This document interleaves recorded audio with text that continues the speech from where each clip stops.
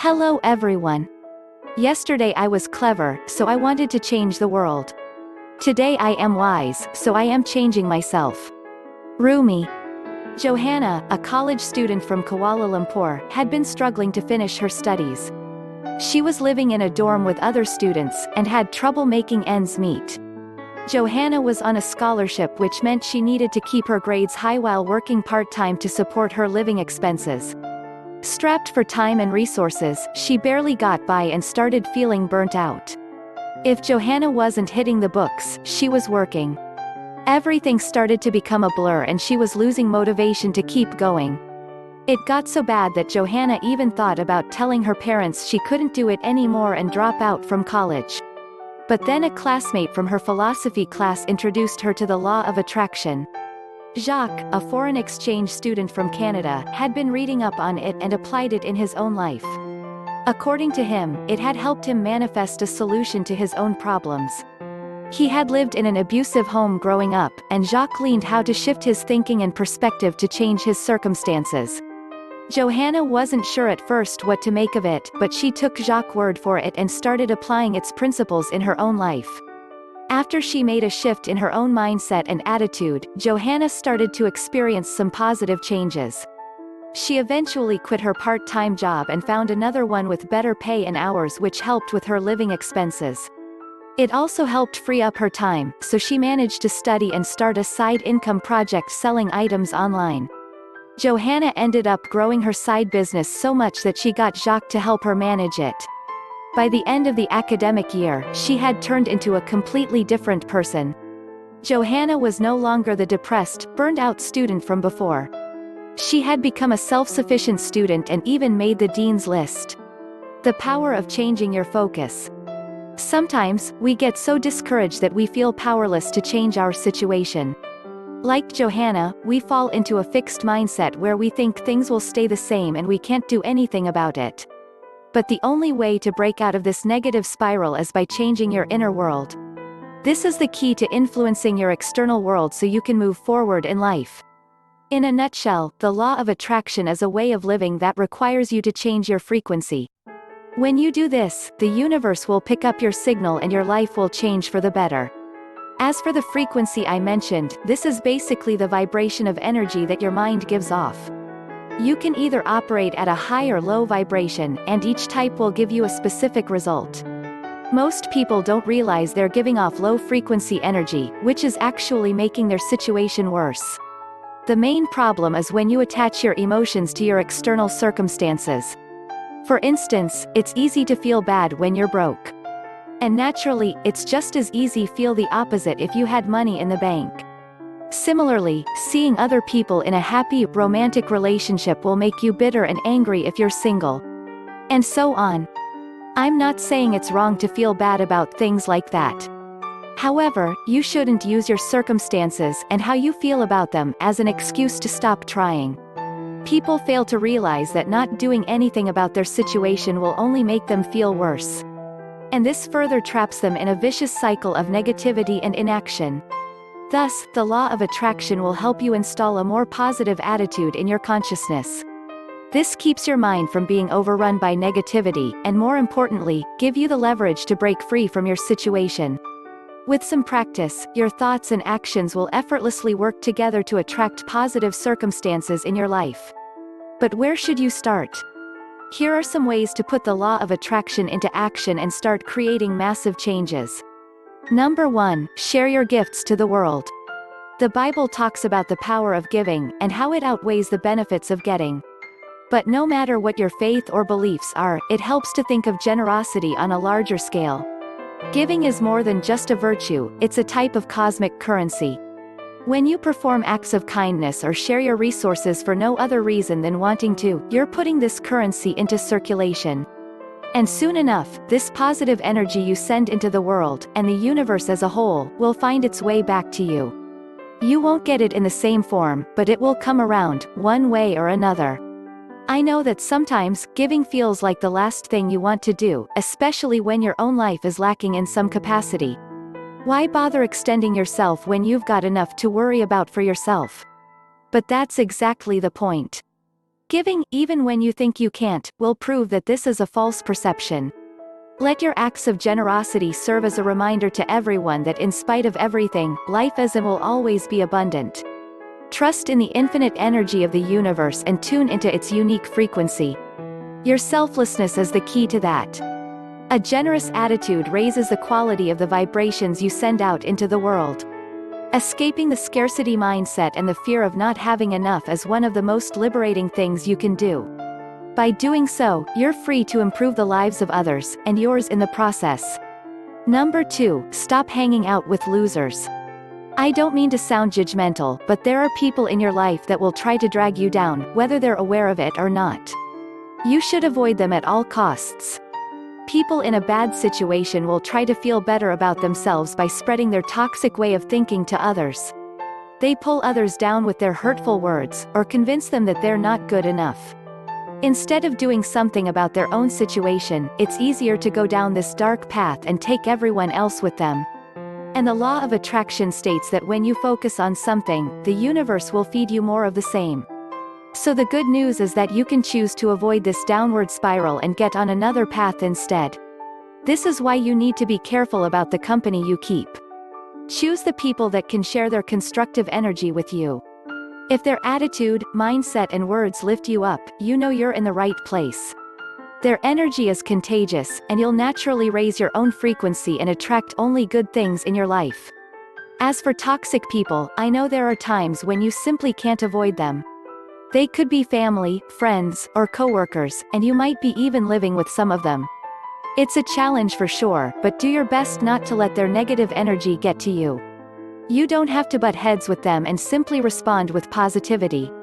If you're in a conversation with them, try to frame it in a healthy, positive way so you don't get sucked into their toxic field of gravity. You don't have to change their mind, just take the agree to disagree route and leave it at that. Who knows, your own energy might rub off on their consciousness. They might even think about what you told them and re-evaluate their own perspective. Number 3, get out from under the grind. We all have our lives to lead, and that means falling into a routine. Now, don't get me wrong, having structure in your life is important and even necessary. At a basic level, we need it to function on a daily basis. Incorporating helpful habits into your everyday routine is a good thing. However, there is a danger in being too embedded in it and shutting yourself off to trying new things. Sticking too closely to your routine could make you afraid of the unfamiliar and uncomfortable, and hinder your growth in the process. So if you want to attract new and exciting things into your life, you should carve out some room for that. Doing things that help you grow always has a place in a well-balanced life. A stable, healthy routine is the best way to avoid a soul-crushing existence. What are the things that inspire you? Outside of your usual chores and duties, what gives you a sense of fulfillment, even if it doesn't pay the bills? People usually shoot down any desire for this because they're afraid they don't have enough time. But you'll see just how flimsy that excuse is once you actually take the plunge and spend that time you didn't think you had. In as little as half an hour, you could engage in a fulfilling pursuit. Find or rekindle a hobby, take up an online course or watch free videos. Let it energize your senses, inspire you to greatness and empower you to create something wonderful in this world. More than that, you can acquire knowledge to advance you in some way, like learning a skill, for example. I recently came across a post on Twitter that made me smile. It said, "There's too much free information online for y'all not be crushing it in whatever field. Use your precious time to invest in a better you and express yourself through your passions. Don't worry about the ifs and hows.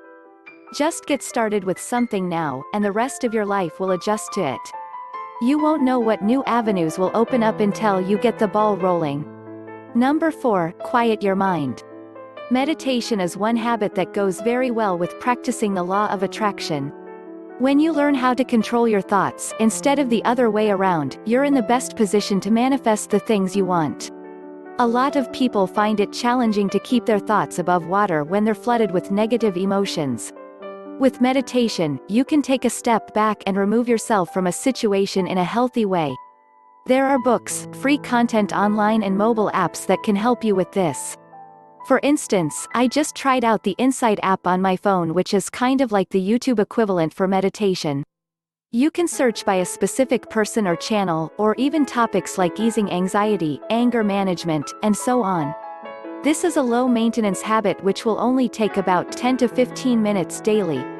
You could even spend 5 minutes if you're really strapped for time. This basically works by sitting down on the floor or a chair and closing your eyes. The idea is to take slow, measured breaths and pay attention to the physical sensations you're feeling at the moment. Are your muscles tense? Is your heart beating quickly from the stress you're currently experiencing? These are some of the things to be mindful of as you breathe in and out. If any other thoughts enter your mind, don't resist it.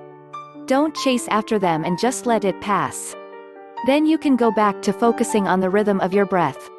Take this time to focus on the feelings of love, health, success and prosperity. In other words, the things you want to attract. Concentrate your attention on inhaling and exhaling. Once you've calmed your mind enough, you're ready to visualize the things you want to manifest in life. This will have a powerful effect on your subconscious and put you on the path towards your goals. And that brings us to the last life-changing habit. Number 5, affirmations. Muhammad Ali, one of the greatest boxers in history, was known for saying, "What you're thinking is what you're becoming." Indeed. That attitude helped him become what he was, and it will serve you well, too. Most of the time, people don't pay attention to the kind of thoughts they hold in their heads. Left unchecked, they often feed into a toxic narrative they have about themselves without realizing it. Like I said earlier, what you put in your subconscious affects you. The things you tell yourself are like seeds you plant in your mind and they'll grow over time. Those same thoughts will express themselves in your actions and the choices you make. So, you need to be careful which seeds you plant. Joseph Murphy, author of the book, The Power of the Subconscious Mind, tells us that this part of your mind can't distinguish which thoughts are real or imagined. As far as it's concerned, your subconscious will treat it as fact whether it's happening in the physical world or not. Thus, people don't just operate on these subconscious beliefs. Without being aware of it, they're turning their thoughts into reality.